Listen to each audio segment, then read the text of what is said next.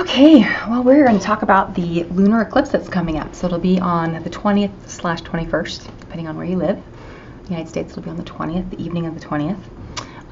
If you go outside, I live in Utah, Mountain Time, be around 10 o'clock that we're going to be, if you go outside, if you want to see it.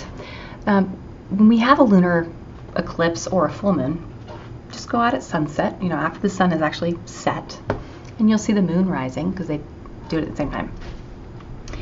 Now, let's talk for a second about the symbolism of a basic, just what a full moon means astrologically. And the symbolism of the sun is, it holds space as the masculine creative principle.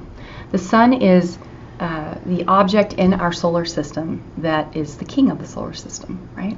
We use, obviously, the heliocentric model of what our solar system looks like. In astrology, we use the geocentric model because we are looking at the quality of space-time that a person or an event takes place from that point in space-time. Just FYI. So when we have a full moon, and the sun is, as the sun is setting, of course, and it's representing that masculine principle. Okay, let me start over, actually. Let me back up. We talked about earlier, if you watched my video I posted about the new moon that we had earlier this month, two weeks ago, we have this moment where the sun and the moon are together. So the sun rises in the morning and the moon's conjunct the sun. So you can't see the moon. It's like the man and wife, husband and wife are together, and the man has her in his arms, and they are sharing an intimate moment with one another, right? And so the new moon always has this quality of feeling like a seed is being planted in our lives. It's a really good time to start new things. And it was at the beginning of the year. It was a perfect, it was on the 6th, I think. And we had, Mars and Aries. We had a bunch of stuff happening that was very, very active. Like, okay, yeah, let's do this. So the year got kicked off. Now, when 2 weeks later, the moon moves in her orbit, and she ends up being over at the furthest, most extreme point from her relationship to the sun, with the earth in the middle. And when you have an eclipse, actually, where did I put my little moon? Oh, here, I'll use a visual. Pretend like my head is the earth, and this is the moon, okay? This is the sun. So when we have a lunar eclipse, it's when let me back up. The moon in her orbit, it's not perfectly parallel all the time. Like the equator of the moon being parallel with the equator of the earth. That's not how it works. It's sometimes further north. It's got an extreme to the north and an extreme to the south. It's declination. So an eclipse is when, during its cycle, it happens a couple times a year. This year we have these 5 eclipses. So there's 4 to 5 eclipses per year.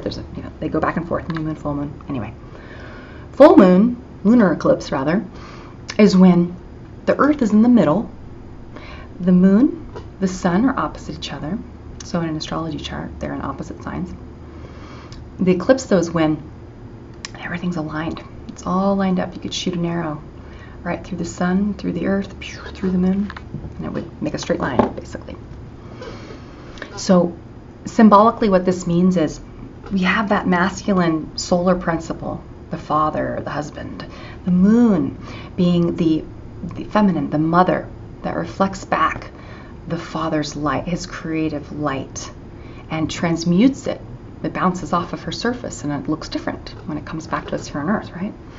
And it also is constantly ebbing and changing. Well, during an eclipse, the sun is in the way. The sun's in the middle. And so the moon will have there's a shadow cast on the moon. It's caused by just the rays of the sun. As it moves around the Earth's atmosphere, it bends. So it looks sort of red as it hits the moon. It comes back to us. So there's this quality, though, of these lunar eclipses being particularly portentous. Probably just because they're interesting to look at, but they also follow patterns. And this summer, we'll have another eclipse in July. We'll have 2, but another lunar eclipse in July. And they're connected to each other. So let's back up and get into the meat of the astrology here. This is really such a fascinating eclipse. So one moment here. So the basic symbolism, and hopefully this makes sense. An eclipse, something if you were to think of the moon, a full moon, as being that moment after when the mother is giving birth, she's laboring. It's a moment where the feminine, instinctive parts of ourselves that are connected to the earth, we are from this place, we're from this solar system. Even though you were born and your earliest memories probably involved being in a house and being in a car, or, experiencing these artificial, man-made environments, you are from the earth. Mankind is a relatively new species. And so, point is, the moon represents, because she is part of the earth as well, just like the moons of the other planets, their satellites are considered sort of part of their little system, or part of their body, so to speak. So in astrology, the Earth and the Moon together, if you were to look at like a heliocentric chart, they're together. So I always think of the Earth and the Moon as kind of, in a sense, one thing. So, but it's like she's the face of the mother, really. And in this situation, it's as though the Earth is getting between the world. The world is getting in between the original sort of intention of these two principles that have come together to create the child. And this new moon, or rather full moon, is in Leo, the sign of the sun, the sign of the child, the divine child that's, to be born. When you think of the Leo principle, we all have Leo in our charts. Your sun in your chart is the Leo to a certain extent in your chart, as is wherever Leo falls in your birth chart, and also your fifth house. And what this means is you as an individual were born from a particular set of parents at a particular moment. You have a particular name. You have things about you that you've inherited, all right, in this life, in this incarnation. And it's it's a part of your identity. It's not the wholeness of who you are, though. The problem with ego and with identity is a lot of times we have, so if you look at this from a Jungian perspective, there's different parts that are attached to sort of the wholeness of the self. You have the persona, which is the part of you that you might pretend to be when you're interacting and socializing with other people. It's this, affected thing. It's like a character you play that you think you need to play. And it's a fairly shallow part of the self. And then there's another portion of the self, it's the ego. It's a little bit deeper, but it's still how you kind of, so for example, when you think about your personality, I am someone who is impatient, or I get angry easily, or whatever it is. That's all ego-based. It's not the fullness of who you are. If you're approaching this from a soul level, you are those things. So it's like a vehicle that you're riding around in to experience life through, so that you can grow and develop. But you're also much bigger. I personally like to think of us as we're individual conscious points of light, or points of consciousness, of divine consciousness. We get to experience life through these bodies where we have senses, and we have sensory ability to receive stimuli from our environment that our physical, biological bodies experience. But I think there's also part of us that is spiritual. It's the soul, or the conscious part. And I think that they are interwoven. I think we have a spiritual body and a physical body, basically.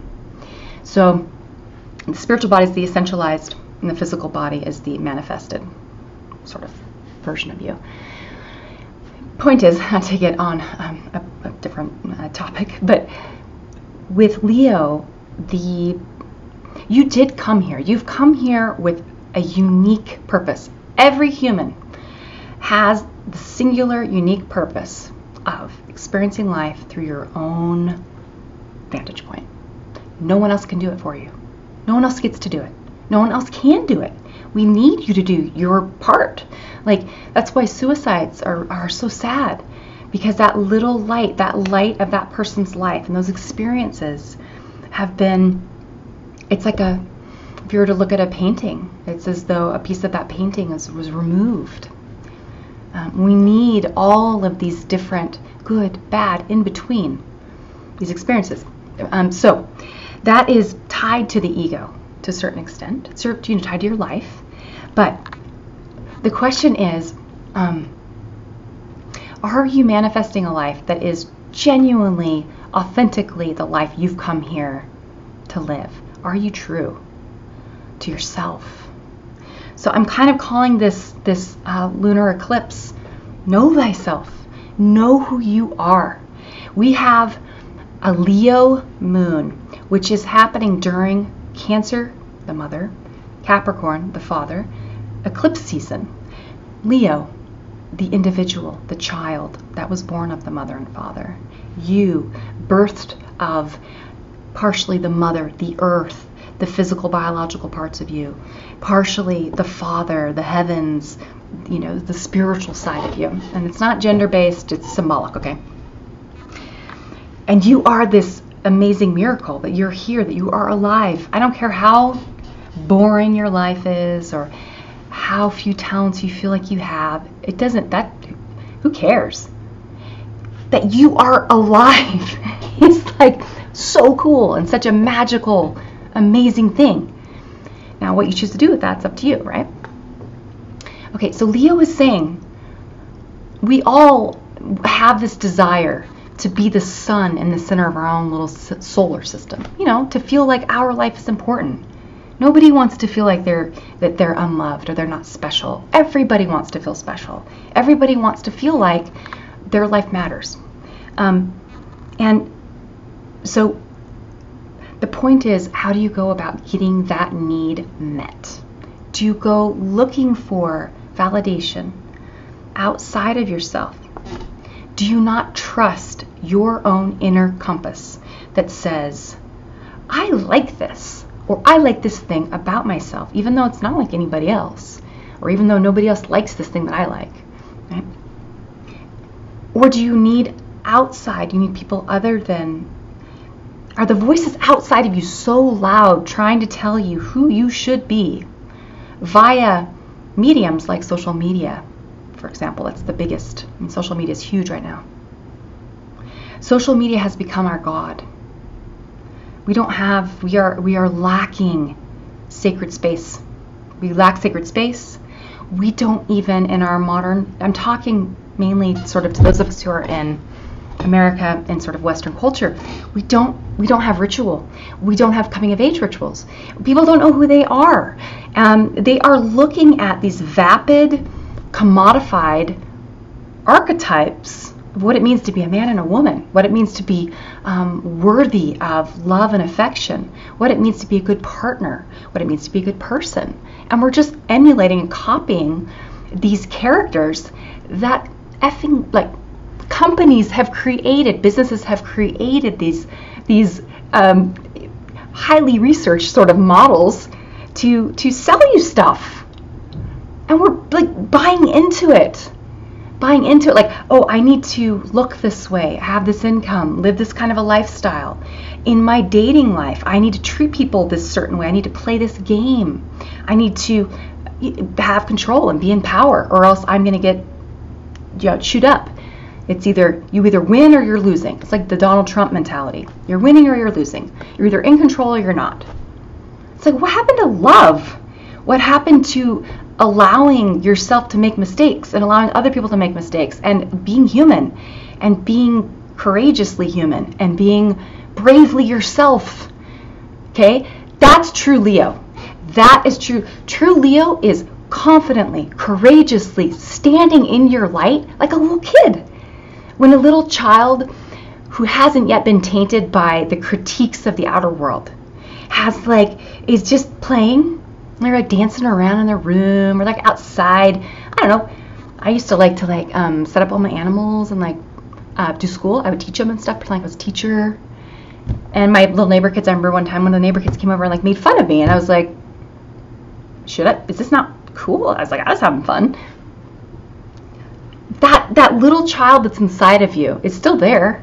They're still there. And the times you've been damaged in your life, all through your life, that you've allowed external stories to affirm or to negate your story, that probably happened when you were a child, before you were fully mature.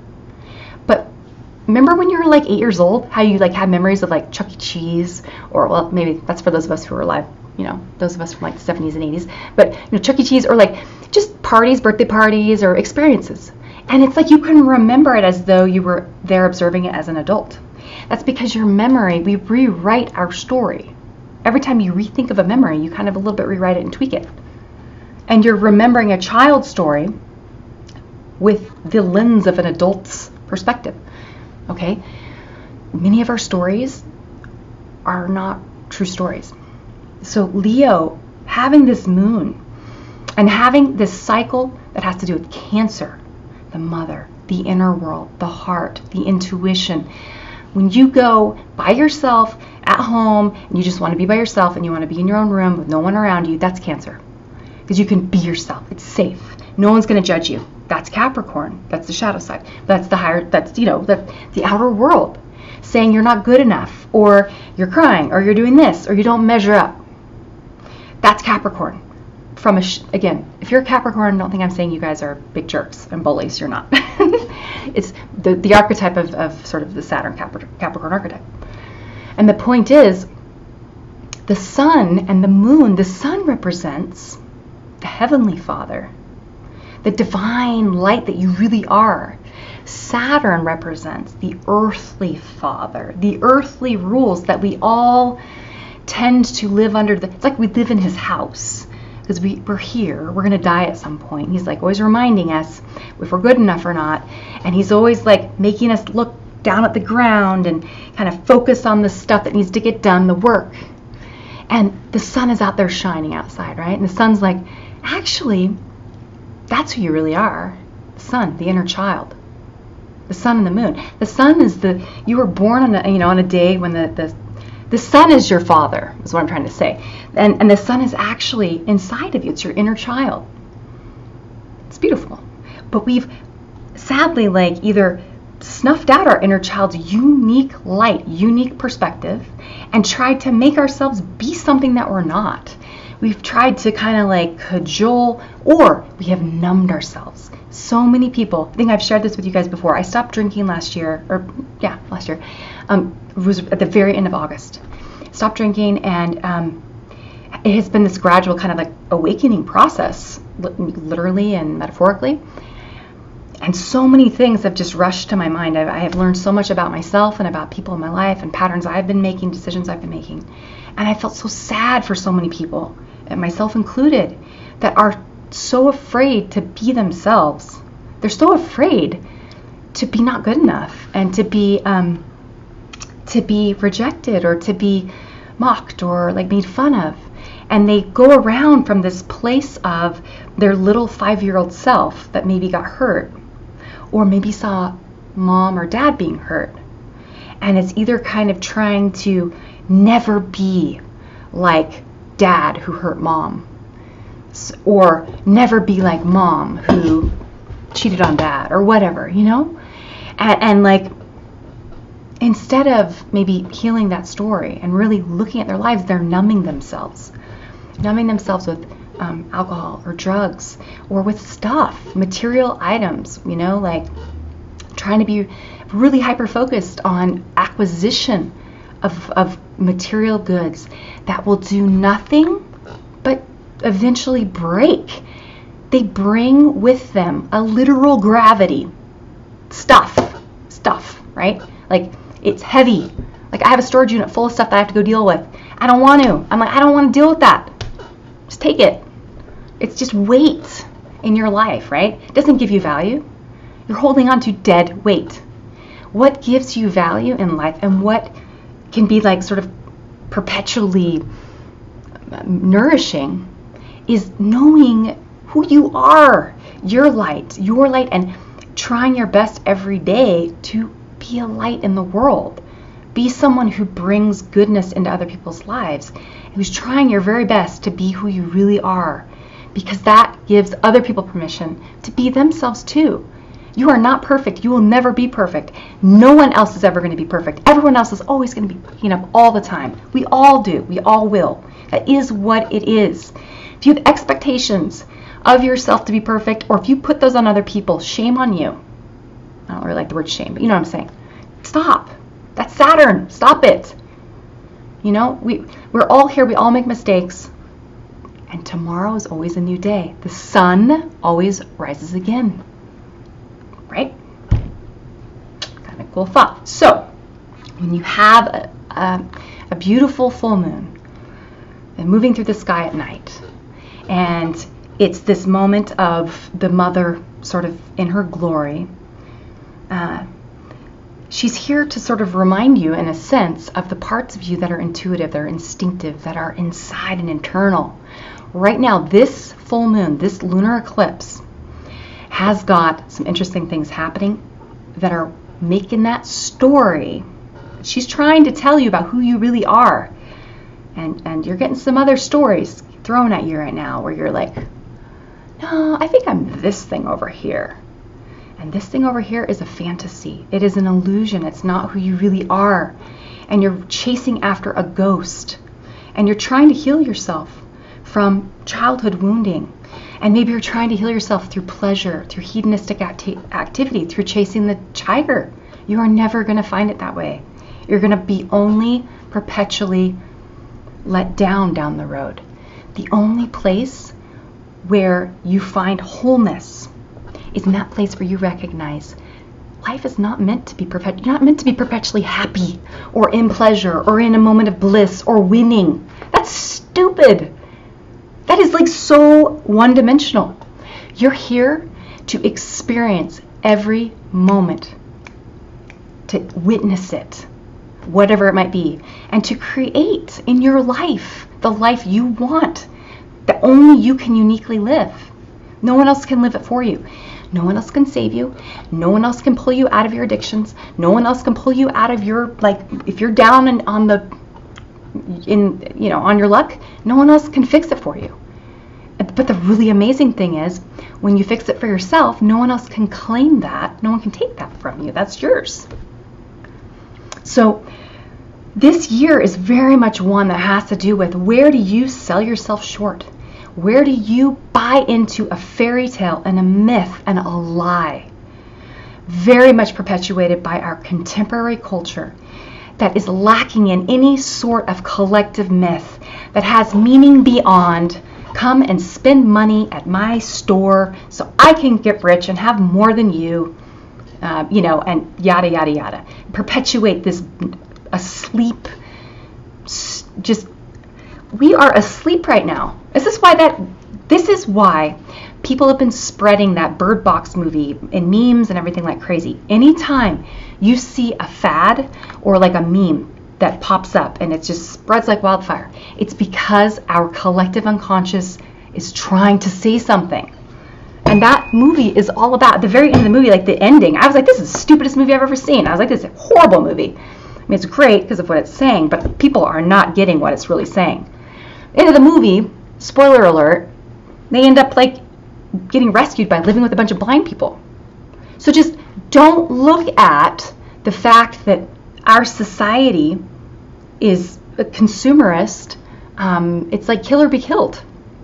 Kill or be killed is the world that we're living in with this mentality. You either have to be the best based on completely surface, shallow, homogenized versions of what it means to be the best. You have to have, like right now, what are the trends right now, like in beauty? For women, it's like a big ass, like a nice ass, but also be really skinny, but also have big boobs, but also like whatever it is. There's always something. There's always been standards of beauty, and that's fine. That's human nature. I don't imagine that'll ever change really. But I'm just so disappointed kind of in our society. It's like we now have this equanimity of the genders, and yet we choose to continue just blindly listening to our biology instead of being more creative with living lives that are more unique and authentically, like celebrating the beauty of a person, because it's different. Beauty is okay. I'm going to back up and give an example. Okay, I'm totally on my soapbox. Just so that you know, the moon is opposite my Mercury right now, and Jupiter's making all kinds of lovely. It's forming a nice trine at my North Node, so and my Pallas Athena. So I'm definitely a philosopher today. So just bear with me. But if you think about, I like to think of you've ever seen where they take pictures of people, they take a picture of a man or a picture of a woman from a bunch of different cultures, all these faces, and they make this transparent images of them, and they form a composite. They lay them all on top of each other, and you end up having this really beautiful face. And this face has all these proportions that are the averages of all of these more extreme versions of the human face. And that's considered, biologically, it's considered beautiful. But what's really interesting is the face that is, beautiful, scientifically beautiful, it's really forgettable. Because it's everything, therefore it's nothing. Beauty, a lot of times when someone's really beautiful, they have something about them that's a little quirky, something off even. It's theirs, it's unique. And I just was listening to a video last night. It was like a Joe Rogan YouTube clip where he was talking about, he had a guest on who was talking about beauty versus hotness. And I loved it. It was so good. That's our culture. We celebrate hotness. It's so shallow. It's like women are told you are a sex object. You need to be sexy and hot. You need to fulfill you need to be a vessel that a man can project his fantasies onto, that he can just, use as his prop. Men, on the other hand, you're supposed to be like, what's that one guy's name? Dan Blazerian. I don't even know how you say his name. He's kind of like a playboy. It's like and I listened to a little podcast or whatnot, a clip with him too, with Joe Rogan. It was really interesting, and I'm like, no one's a bad guy, and he's not a bad guy, right? He's just taken advantage of, and he's being opportunistic. He's a Sagittarius. He's taking advantage of our culture, that people are buying into this commodification of relationships and of the human experience. So anyhow, that's a whole other topic, but the point is, are you buying into that as well? Do you feel like if you're someone who's attractive and who's, if you're female and you're successful or popular or well-liked or a male or female, if you fit in and you can kind of perpetuate this myth, and is that what you've been doing with your life? Have you been doing that? Is that who you really are? Is that the wholeness of who you really are?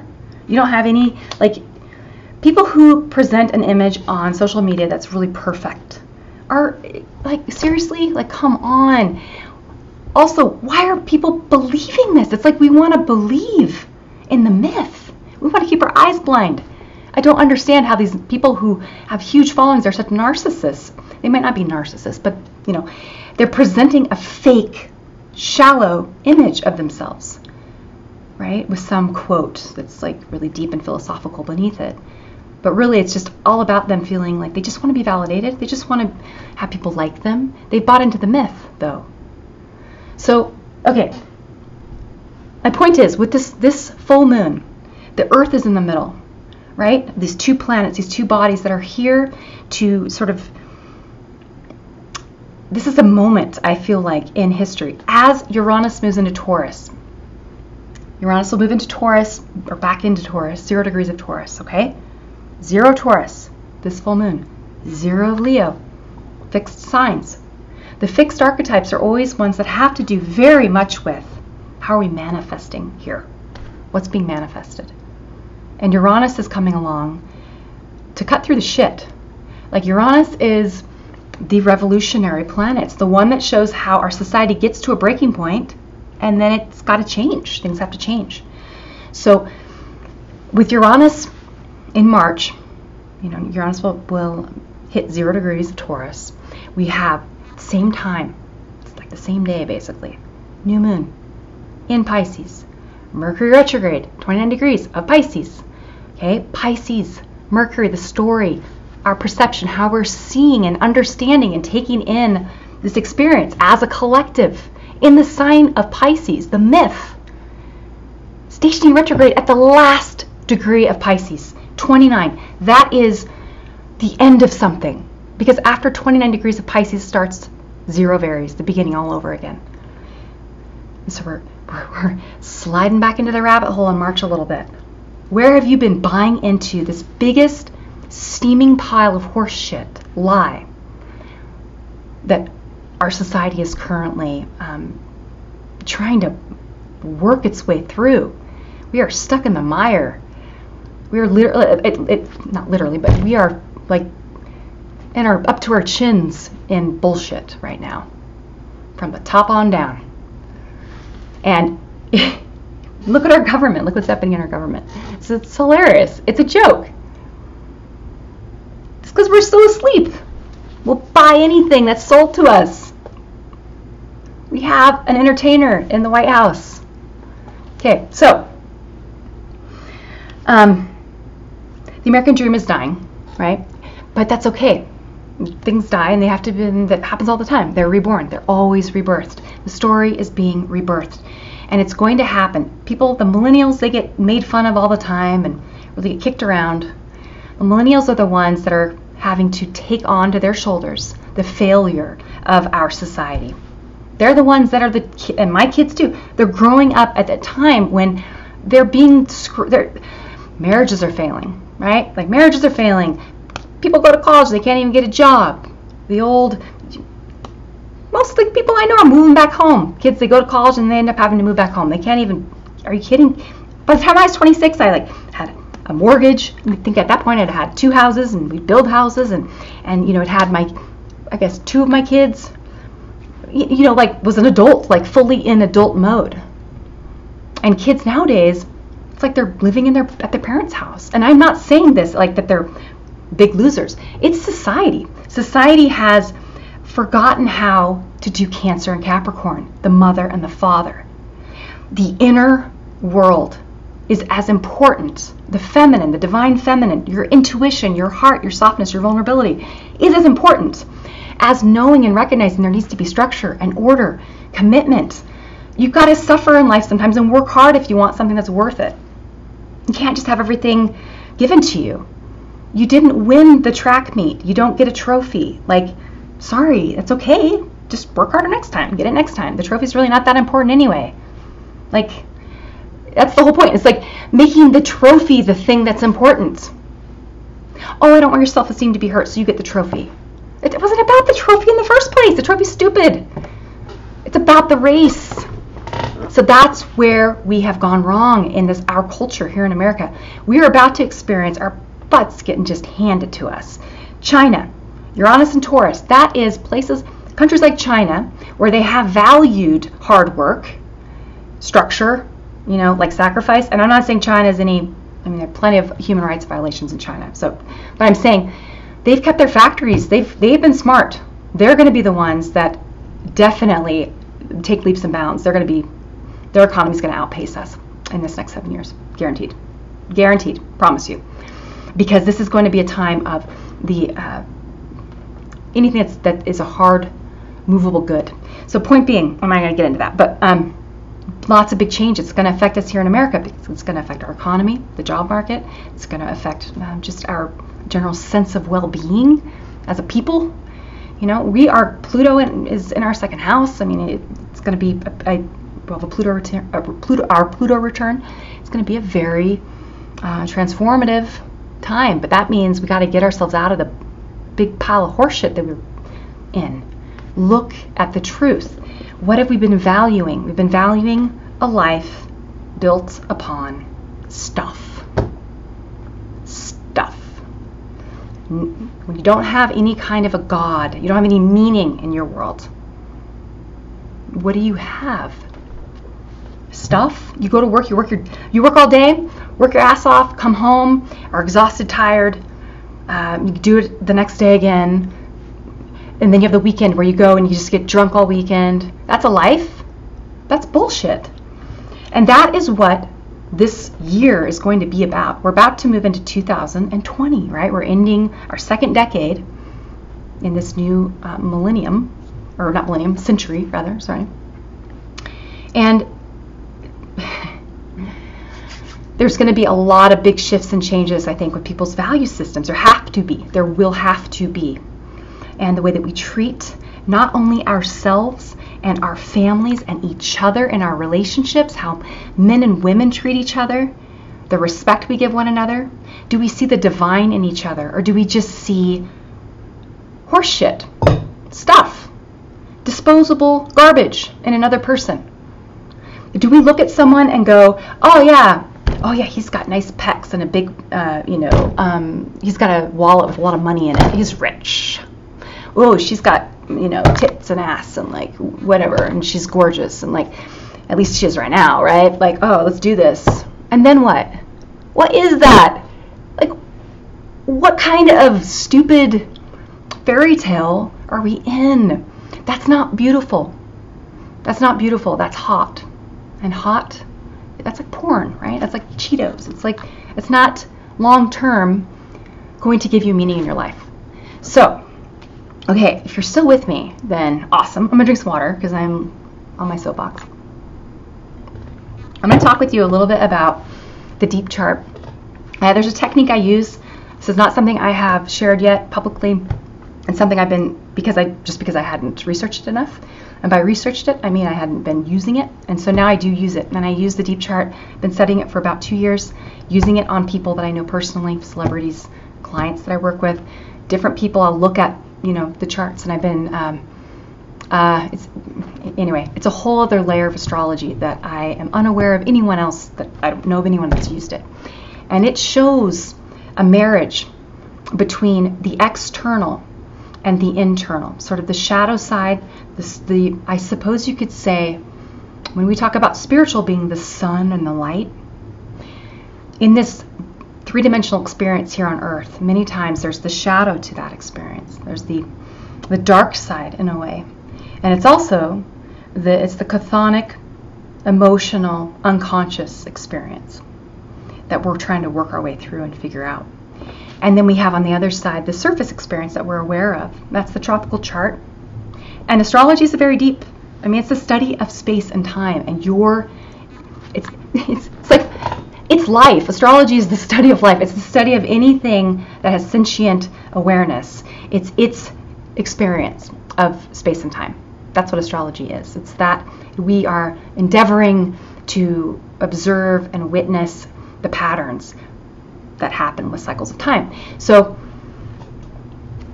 with this technique, I'm not going to get into it right now, but blending and finding the conjunctionis, the marriage between the conscious part of the experience and the unconscious part of the experience, and you in the middle, bringing them together, merging the opposites.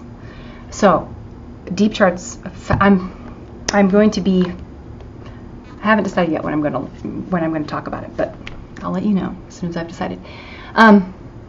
With this particular full moon, this eclipse, this is in the, like in the draconic chart, you've got the Libra Aries axis. The moon is in Aries. It's at 4 degrees of Aries. The sun is in Libra, 4 degrees of Libra. Okay, this is the early cardinal, which is the other 2 arms of the cardinal cross that we have with Cancer and Capricorn. Okay, right, which is the eclipse. It's the eclipse season, and the eclipse season is the nodes of the moon. And if you believe in reincarnation, then all the babies being born right now, these babies have south nodes in Capricorn. So when they come to me for a reading in 18-20 years, I will say to them, you had a past incarnation where you probably were alive during a war, because you also have Pluto conjunct your south node in Capricorn. And during World War II, for example, that was a Cancer and Capricorn experience. There were people who survived that war, the greatest generation, and they had the children, and they lived with the wounds and the scars of that war, having grown up in the Depression and then fought in war and then sacrificed for their families and etc. Those are the souls that are coming right now, being born right now. And that gives me goosebumps, literally. Like right now I have goosebumps thinking about that. Because that is a generation of souls that are strong. And they have been through things that we haven't, quite simply. So right now, those of us who are alive now, and this, setting the stage for these people to come down the road, we are going to have in the future issues with technology. We will. It is what it is. We are advancing. Technology is advancing at a pace that's far outstripping the pace that we are advancing at biologically. We're like cavemen still, biologically. We have all the same triggers that like our ancient ancestors had. yet we have access to stimuli. Like, for example, is the big one is like pornography. We have we have exposure to information as well. It's like double-edged sword. But our nervous systems weren't built for that. So we're evolving. Our value systems are evolving. Our understanding through science of what's real and what isn't real. So our belief in God, it's like we have a new God for many people. It's science, and that's hilarious because science is a faulty God. Science doesn't know everything. Science is not omniscient. We don't even know how all that there is to know about the human brain. How can you place your faith in something that is still searching? It's beautiful. I love science, but I don't place my faith in that any more than I do in a church. Place your faith in your own sense of. I think that sounds right. Like intuitively, yes, that sounds like that is a correct principle. That does not sound like a correct principle. Who cares if someone else agrees with you or not, right? I mean, I kind of feel like, anyway, whole other topic. But I digress. I'm like getting off track. My point is, this year with the current eclipse that we're having, those big themes of like society changing and shifting, and technology, and that which is available to us and that which is affecting us through our childhood and our early developmental phases into adulthood, and how our relationships are changing, and how we still are wired in the way we used to be. Like, I'm a woman. I want to feel safe. I love the idea of like having a partner, a man. I don't want to date someone and then fall in love with someone, have feelings for someone, then have them like cast me aside.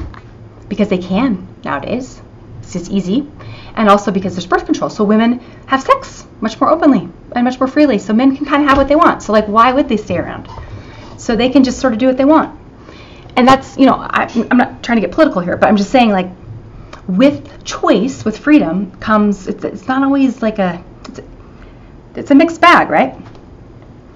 So we're trying to figure out those answers. We're trying to figure out our morality. We're trying to figure out our myth. We're trying to figure out, et cetera, et cetera, et cetera. But if we're building that upon the rock, so to speak, that is social media, and a false second identity, we're moving down a slippery, really sad slope. I feel like we're going to lose what it means to be human. Don't become the same as everybody else. Like, don't go do things that make you. I was raised by parents who were kind of hippies, right? Like, raised a very open value system. And I became Mormon when I was in high school, did that for years, and then left the Mormon church. And, and now I'm just like, do my own thing. My inner voice, I've always had a strong inner moral compass about certain things, like what I'll do with my body.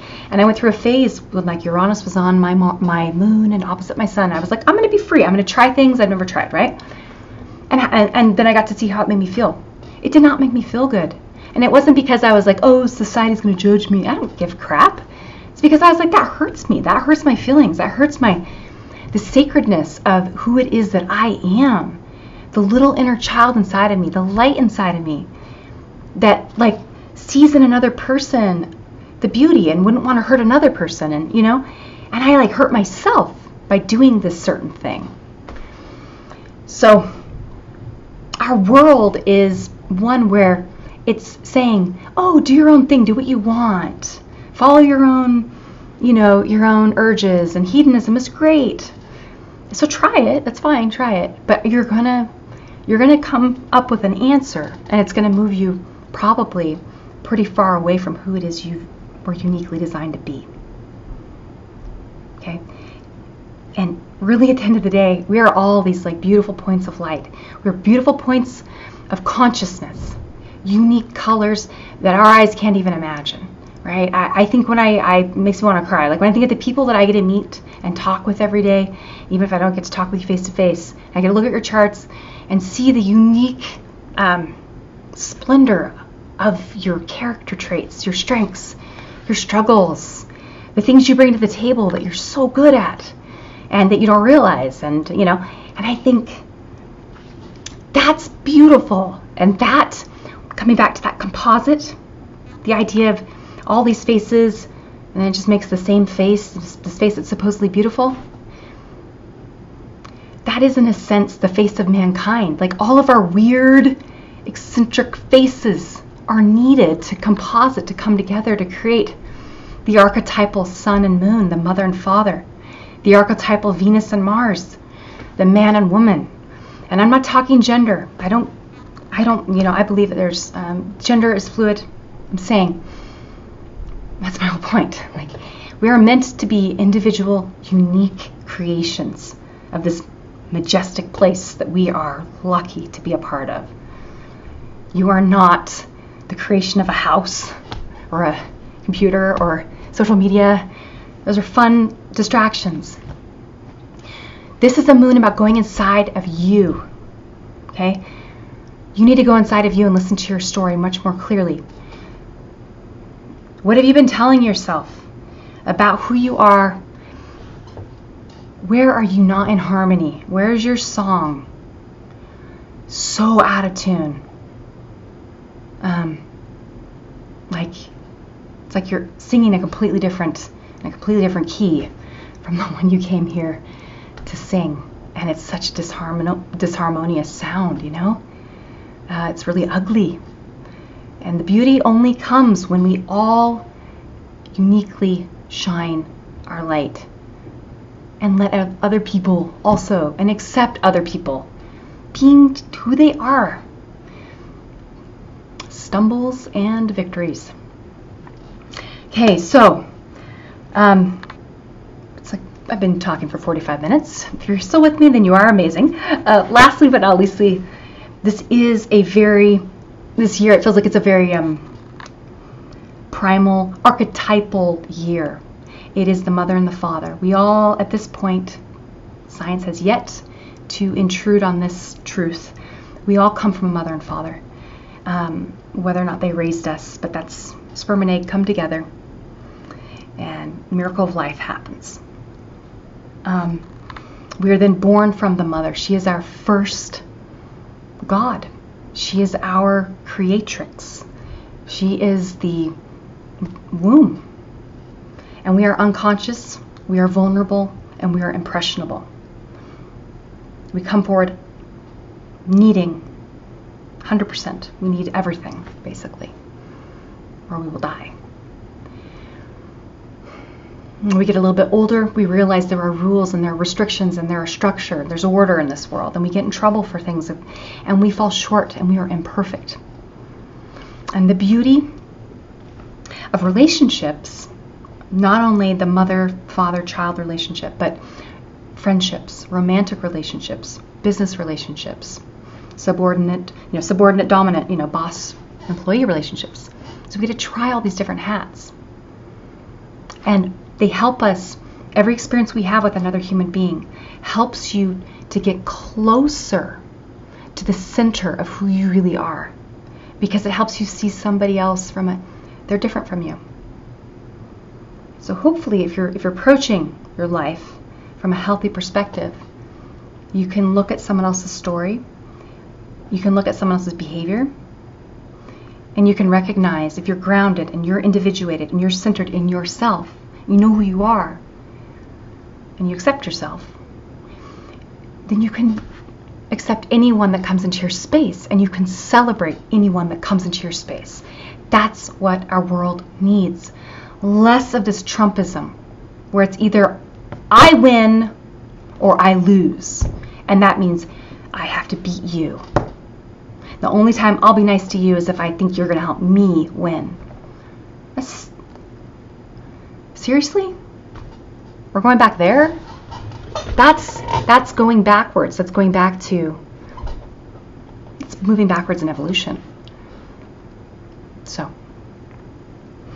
I think that's all I really have to say. I think this year is going to be this eclipse season is one that's very personal, it's primal, it's going to show up in your relationships.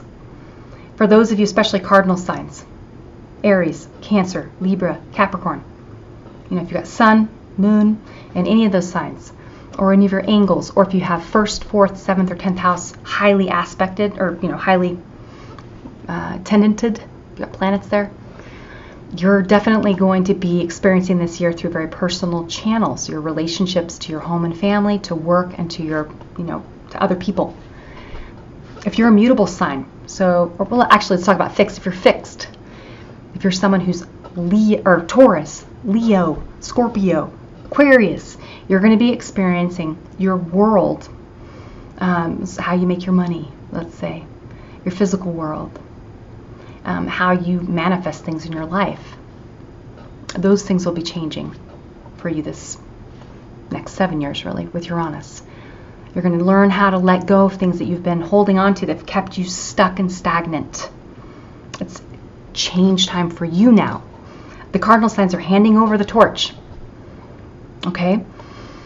Next will be the mutable signs this year. So Gemini, Virgo, Sagittarius, Pisces. You guys are people who are here to perceive, to take in the world around us, and to think about it, to recognize what's broken, to discriminate, to find meaning, and then to sort of, I don't know, in a sense, find the deeper, the spiritual meaning, and then let it all go. It's all one thing, You guys are the ones this year that are going to experience Jupiter in Sagittarius and Neptune in Pisces, both in their signs. The myth, the story, the collective myth, the beliefs that we have, the lies we tell ourselves, the lies we tell others, the personas, the fake. Big. That's so huge this year. Fake versus real. Huge. Big with Uranus moving into Taurus too. Get rid of the fake. So hopefully for as far as just this full moon goes, hopefully, take time. I would say Sunday, do your best to actually spend time at home. I would personally, if you have someone you love and you want to, be with them, that's fine. There's a very good chance. In fact, you know what? I'm going to stop right here. I'm going to do a little part 2. There's a good chance that some of you will have, a better full moon than others. That's pretty typical.